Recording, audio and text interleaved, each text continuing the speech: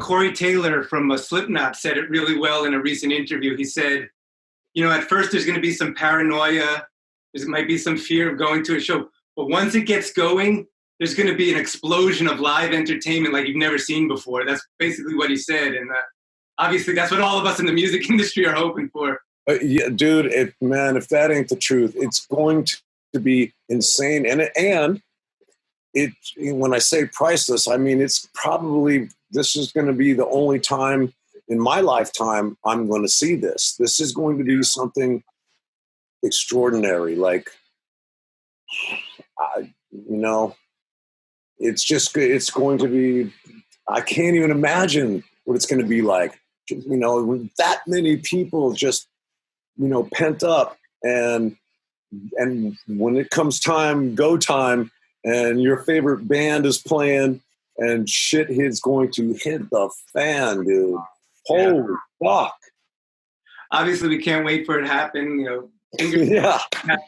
It happens sooner than later. But I wanted to go back to, obviously there was that cessation of touring, and, a lot of people just thought it was it for the Crüe. And then I wanted to go, was it, I know the movie The Dirt kind of got the guys back together, but was it a kind of gradual kind of decision, or was there like this one moment where a light bulb went off and you guys kind of looked at each other and said, we got to get the band back together?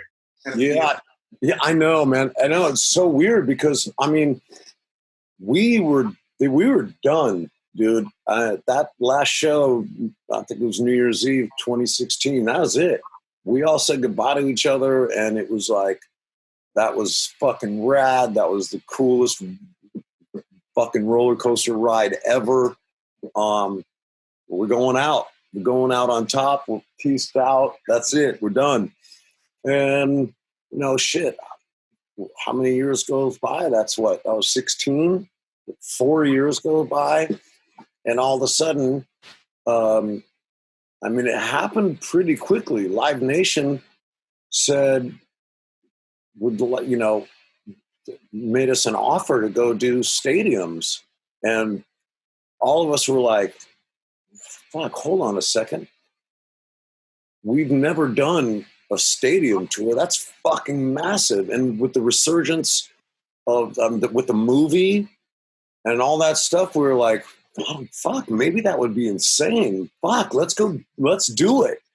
And tickets went on sale, and it happened quickly. And then all of a sudden, fucking stadiums were sold out everywhere. And honestly, I was fucking doing cartwheels around here going like, I don't know what I was thinking, but the movie really did a lot. And, I guess people weren't ready for us to bail. And I can't even tell you how crazy that is to be like, whoa, dude, all the stadiums were sold out. Fuck. Okay, let's go do a stadium run. Fuck it. Yeah, and obviously Netflix has like an insane audience of like millions upon millions. And I wanted to quickly talk about, I know the movie came out a year ago, but, what did you think of Machine Gun Kelly's portrayal, and how much time did he spend with you, like in preparing for the role? Dude, that guy is the most dedicated motherfucker on the planet.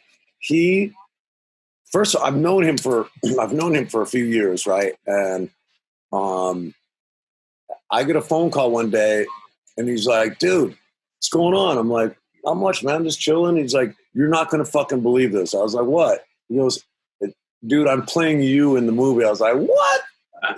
That's great. That's great. I'm like, immediately I got stoked because the dude, we look a lot alike. We got the same frame, same fucking hyper shit. Like, I don't know. We're just a lot alike. And I couldn't think of anybody better to play me in the movie. And so this is how serious he is. He's like, dude, I got the script. I'm fucking coming over. I'm going to make you proud. I'm going to fucking kill this part. I'm coming over. I want to know exactly line by line if everything went down like that, if it didn't go down like that. I want to know. I want to kill this. And I was like, come on over. And we spent a bunch of time going through stuff.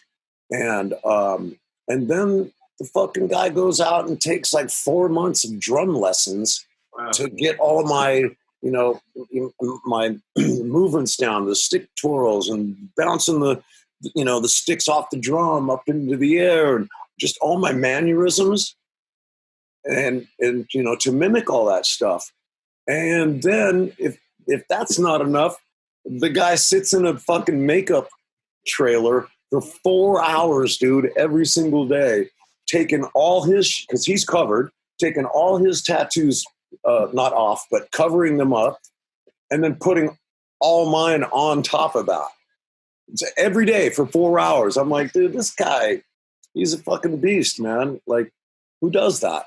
Who, he put in the most effort I've ever seen anybody do to, for something like that. That's just incredible, man. Guy's a champ. Were there like any regrets? Like, I wish that would have been in there, or something you didn't want in there, or were you pretty much happy with how it came out? Pretty much stoked. I mean, I still don't know how they compressed that much time into, like you said, almost, I don't know, there's an hour and a half, maybe closer to 2, but I don't know how that's possible. And Jeff Tremaine just, he nailed it. I thought just everything was so, it took me many, many times right back to that time when that happened. Like, he was adamant. I remember when we were talking to him about even doing the movie, we had talked to several different directors, and he's like, man, the guy's a huge fan, and just once again his dedication. He's like, I want people to feel like they were 1984 right there, right, down to the phone, the cars, the clothes, the shitty apartment you lived in. Like, I'm going to recreate all of that. And he did that. And the funny thing is, I've watched it probably 6 or 7 times. I'm still seeing shit in there that I didn't see because, when a scene goes by, or like, I don't know, you're into the next thing, and I'll be like, fuck, I missed something in there. So I still see new things. And I don't know. I think everybody, like all the cast members, everybody, and direction and stuff, they did such a great job, man. Really happy. All the guys in the band are happy with the way the movie came out. It's fucking rad. And I think about, think about like a kid who's 16, 17, whatever, watching this, going like, oh my God, is that how it was? Because it ain't like that now.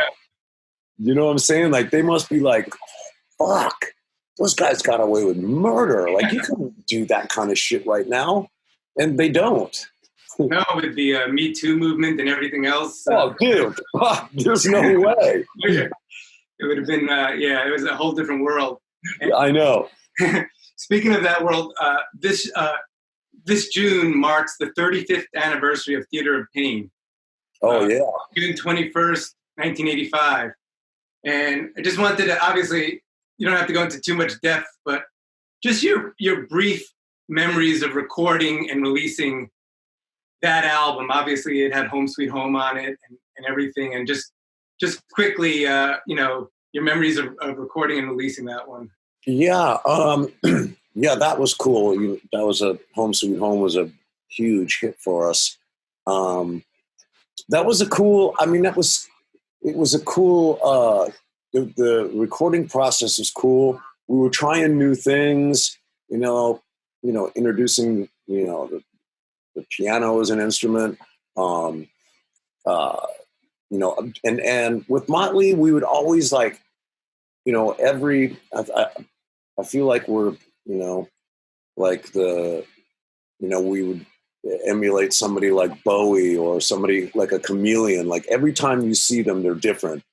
And that was a phase. Like, we went from, these punk rock looking dudes on Too Fast, and then, Shout at the Devil and Girls. There's the transitions there. And then then Theater of Pain.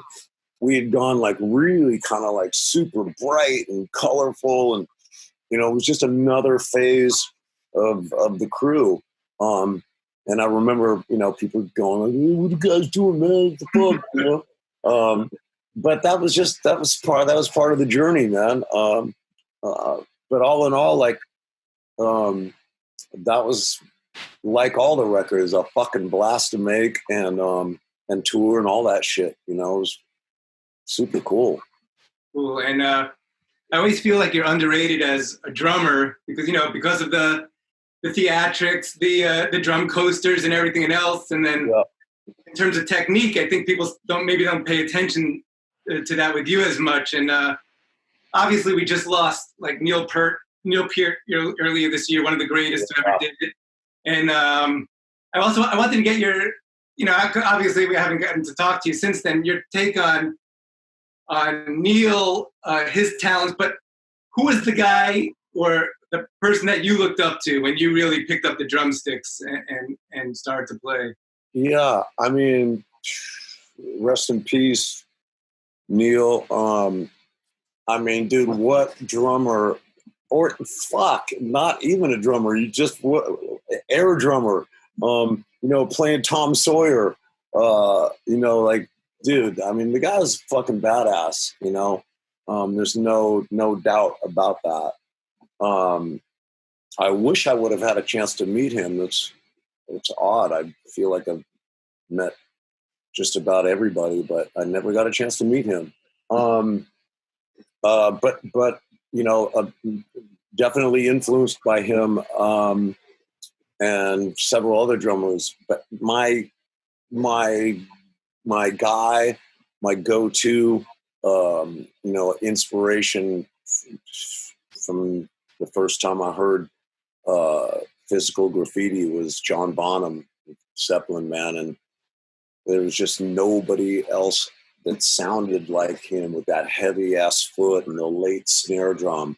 That kind of stuff just like makes the track sit back and groove and like, and just fucking heavy, man. And he would only play cymbals in the right spot, not just constantly smashing cymbals, which is fucking noisy and annoying.